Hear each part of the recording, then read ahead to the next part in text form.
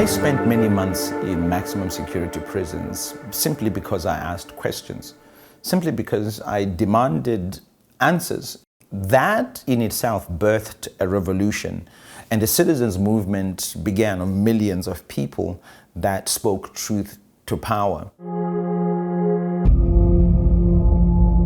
My name is Mawarire, and I am from Zimbabwe. In 2016, I sat in my small church office trying to figure out how do I put food on the table for my family.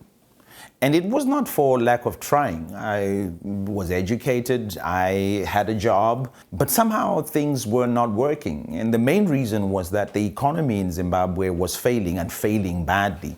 And this was not the first time. It had happened before, where the largest note we had was a $100 trillion note. And the reason it was happening was because of misgovernance. Robert Mugabe had been in power for almost 37 years, and everything that we knew to function as a normal society, as a normal service delivery, was just breaking down. I didn't know what to do, and in a moment of rage and frustration, I took my phone and recorded a 4-minute video. In that video, I asked the president of our nation why we were in that state.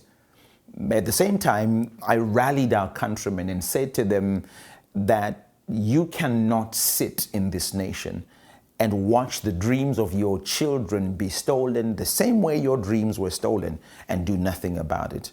We have to hold this government to account. A citizens' movement was born from that, and over the course of 4 years, we mobilized millions of people to protest, to convene spaces in which we asked questions of those that we had elected to govern us. When I began mobilizing people in Zimbabwe to demand answers from the regime, the president had made an announcement that $15 billion worth of diamond revenue had gone missing from the treasury. Now, whilst that sounds tragic, what was even more shocking is that not one person was ever held accountable. Nobody went to jail. There was no inquiry concerning that. And this is what happens in societies or nations where accountability is not part of the fabric of governance. Those in power become comfortable to do whatever they want to do.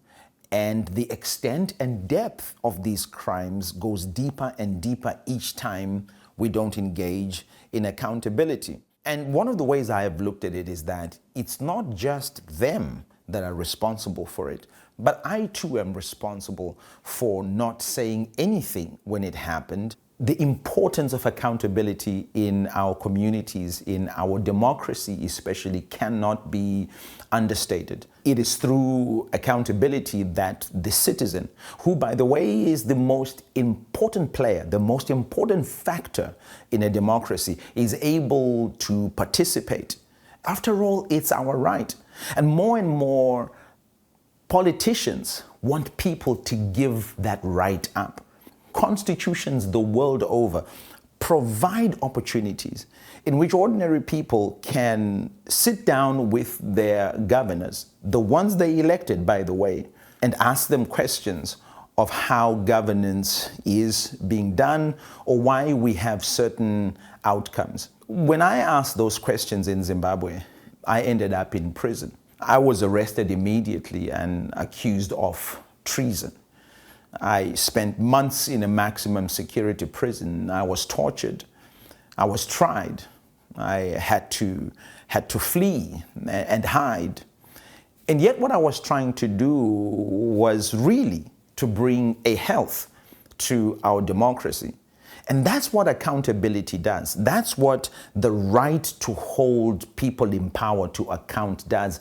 It is a health check for our democracy. It is a way for us to diagnose the same way that a doctor would check a person who is sick or even a person who is well, to see what could be wrong, to see what to prepare for, and to see how best to maintain the good things that we have. I would define accountability as the opportunity for ordinary people to engage the actions, the decisions, and the intentions of those that we have elected, and create a space where we can input into making it better. We ended up with a $100 trillion note, not because the economy went bad, but because there were people that felt that nobody could ask them questions. There were people that felt that nobody had the right to look into what they were doing. We don't just hold people to account because we hate them or because they're from the opposing side.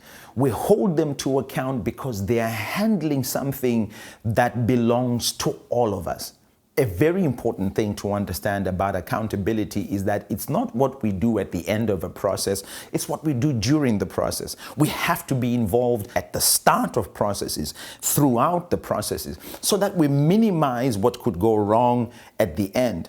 All I ever wanted to be in my nation, Zimbabwe, was to be a part of the process of governing not just myself, but governing the future that I would be leaving for my children. So, the benefits of accountability. Number one, accountability allows us to bring a level of honesty. Our politicians and people elected in power will say anything and do anything in order to accumulate wealth, in order to accumulate power or influence. But when we introduce a level of honesty, then people have to say things that are truthful and not just things that are beneficial for themselves. Secondly, accountability allows a level of transparency. We are all able to have a look into how things have been done. And again, more importantly, we get a chance to speak into how things can be done better. Finally, and I think most importantly, accountability allows us to take corrective, punitive, or compensatory measures after we've taken stock of what has gone wrong. I come from a country where a genocide happened in the early 1980s. Over 20,000 people were murdered in the south of the country because one man felt paranoid about being taken out of power. Up to today, there has been no restorative justice.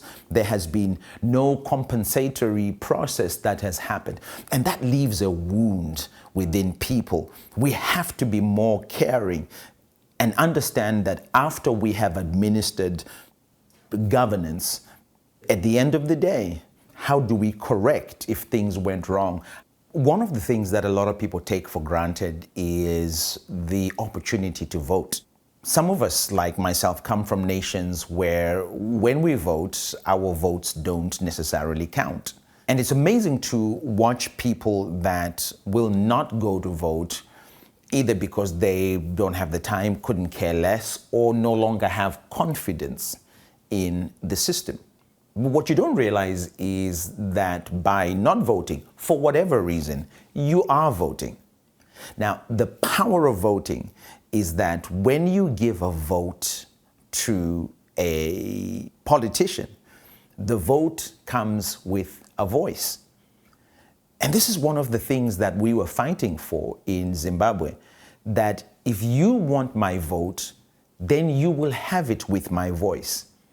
And my voice will ask questions.